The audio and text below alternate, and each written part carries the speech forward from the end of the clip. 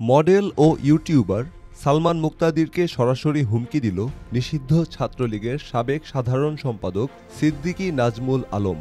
নাজমুল তার ব্যক্তিগত ফেসবুক অ্যাকাউন্টে সালমান মুক্তাদিরের একটি ছবি শেয়ার করে লিখেন, তুই যত বড় হেডমালার পুত্রই হও না কেন অথবা যত শক্তিশালী বাপের জামাই হও না কেন, তোর বিচার রাজপথেই হবে।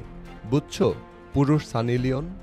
জাস্ট চিল নাও, বাট নট ফর লং। বৈষম্য বিরোধী ছাত্র আন্দোলন থেকে সরকার পতনের ডাকে সবসময়ই শিক্ষার্থীদের পাশে ছিলেন দেশের জনপ্রিয় ইউটিউবার ও আলোচিত তরুণ সালমান মুক্তাদির। ছাত্র জনতার আন্দোলন চলাকালে তিনি শুধু সামাজিক যোগাযোগ মাধ্যমেই পোস্ট দিয়েই ক্ষান্ত হননি, নেমেছেন রাজপথের আন্দোলনেও। সরাসরি সহযোগিতা করেছেন শিক্ষার্থীদের। এ নিয়ে ওই সময় স্বৈরাচার সরকারের রোষানলেও পড়েন তিনি। তবে এই হুমকি নিয়ে সালমান মুক্তাদির এখন পর্যন্ত কোনো মন্তব্য করেননি।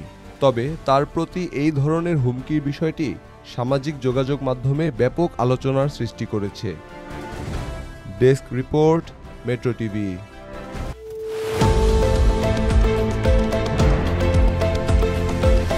দেশের পাশে বিশ্বের সাথে, মেট্রো টিভি।